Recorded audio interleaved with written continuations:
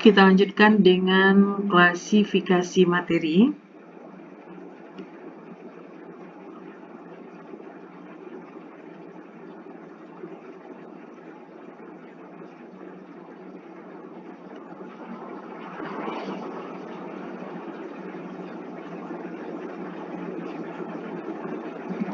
Masih ingat dengan materi yang sudah kita pelajari sebelumnya? Ulang lagi, apa itu materi?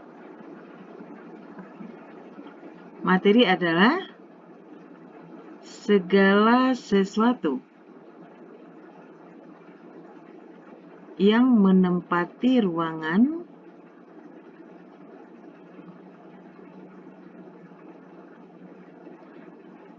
dan mempunyai massa.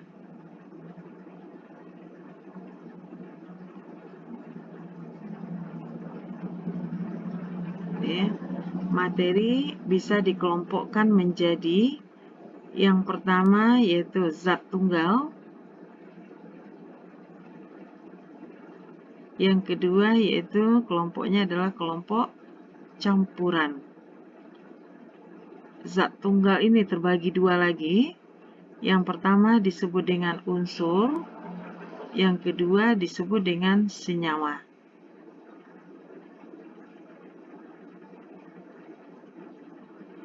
Sementara untuk campuran juga dibagi atas dua jenis.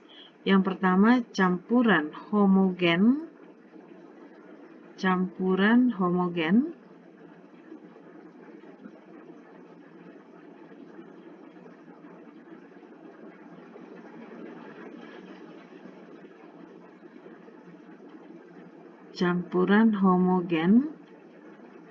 Dan yang kedua disebut dengan campuran heterogen.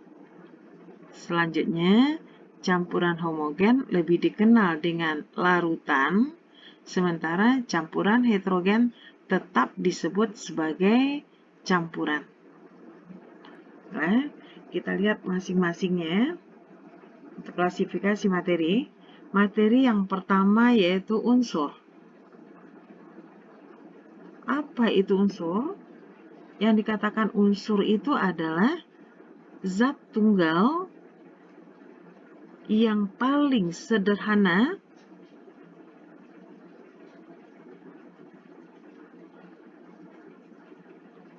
dan tidak dapat diuraikan lagi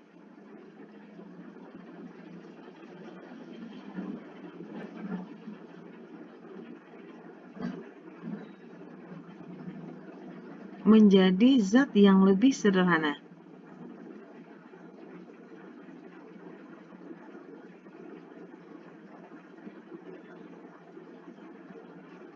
Dan dikatakan dengan unsur. Banyak sekali contoh unsur yang ada di alam. Misalnya, besi, itu contoh unsur itu, tembaga, kemudian contoh unsur yang lain, karbon, oksigen, nitrogen, fosfor, dan sebagainya. Jadi nanti kalau kamu sudah belajar sistem periodik unsur, jadi dalam daftar atau tabel sistem periodik unsur itu banyak sekali unsur-unsur yang sudah ditemukan di alam. Untuk penulisan lambang unsur,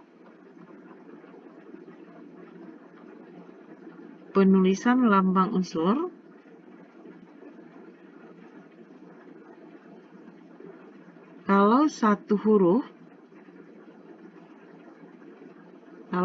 huruf berarti hurufnya harus huruf besar atau huruf kapital.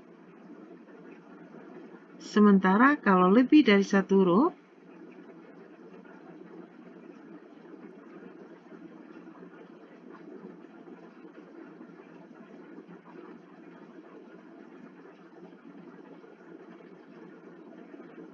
huruf kapital diikuti dengan huruf kecil.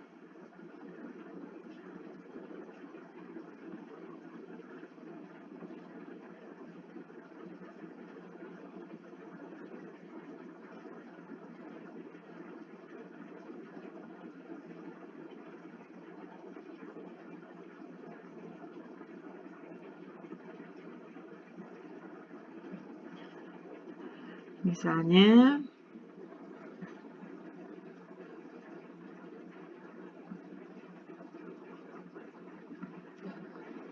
untuk membedakan nitrogen dan natrium, karena sama-sama dimulai dari N, kalau natrium diberi dua huruf, Na, huruf awal huruf besar atau kapital diikuti dengan huruf kecil. Sementara nitrogen itu hanya terdiri dari satu huruf, berarti dia huruf besar saja. Ini singkatan dari natrium, sementara N itu singkatan dari nitrogen. Dan masih banyak lagi unsur yang ada di alam. Itu untuk unsur. Kemudian yang kedua tadi dikatakan zat tunggal juga senyawa. Jadi senyawa itu adalah zat tunggal yang masih bisa diuraikan lagi,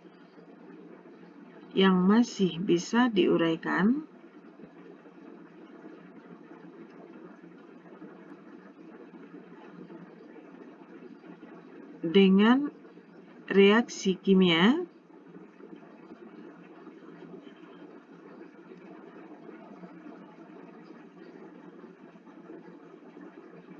menjadi zat lain. Apa misalnya? Misalnya air dengan lambang H2O bisa diuraikan menjadi hidrogen dan oksigen.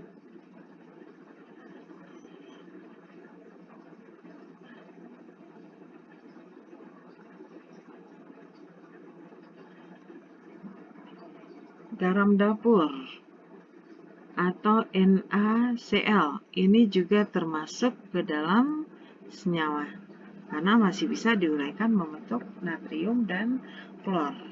Itu yang dimaksud dengan senyawa, yaitu zat tunggal yang masih bisa diuraikan dengan reaksi kimia menjadi zat lain yang lebih sederhana.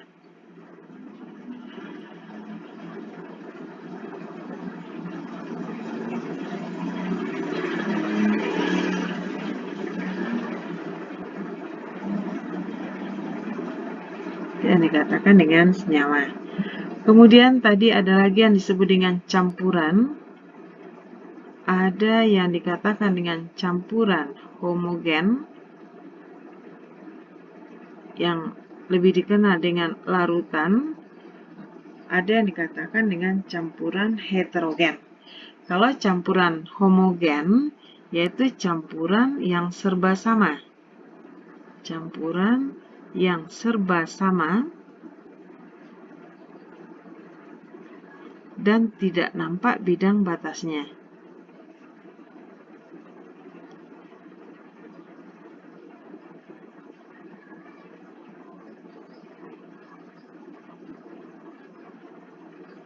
Contohnya air sirup itu dikatakan campuran homogen. Kenapa dikatakan campuran homogen? Kita ambil 1 sendok air sirup, kita bandingkan dengan 1 gelas air sirup. Ternyata rasanya sama. Campuran seperti itu disebut dengan campuran homogen, yang selanjutnya disebut dengan larutan.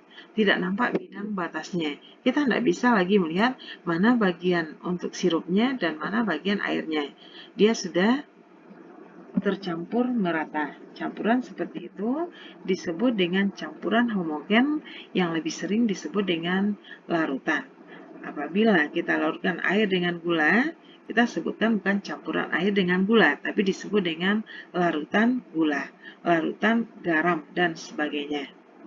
Kemudian yang terakhir yaitu campuran heterogen.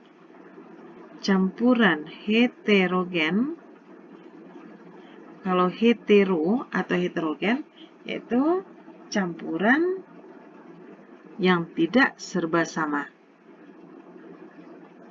Campuran yang tidak serba sama.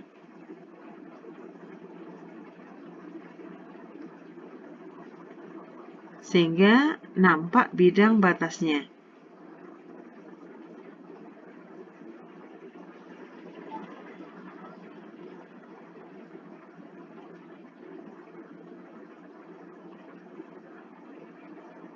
Nah, itu contohnya. Misalnya, kita larutkan pasir ke dalam air. Pasir dilarutkan di dalam air, dilarutkan ke dalam air. Bagaimanapun kita mengaduk, pasir dan air nanti selalu dia terpisah. Jadi nampak bidang batasnya. Jadi campuran pasir dan air itu disebut dengan campuran heterogen. Tetap dibaca dia campuran. Jadi demikianlah materi kita untuk hari ini. Mudah-mudahan apa yang Ibu terangkan dapat betul-betul kamu pahami. Kalau seandainya nanti ada yang kurang paham, silakan itu bisa lewat GetSchool, bisa juga lewat WA. Silakan nanti ditanya sehingga tidak ada masalah dengan pembelajaran berikutnya. Jadi mudah-mudahan bisa nanti belajar yang menyenangkan. Jadi kimia itu bukan sulit, tapi kimia adalah pelajaran yang menyenangkan. Jadi demikianlah Ibu sudahi dengan wabillahi taufik wal hidayah. Assalamualaikum warahmatullahi wabarakatuh.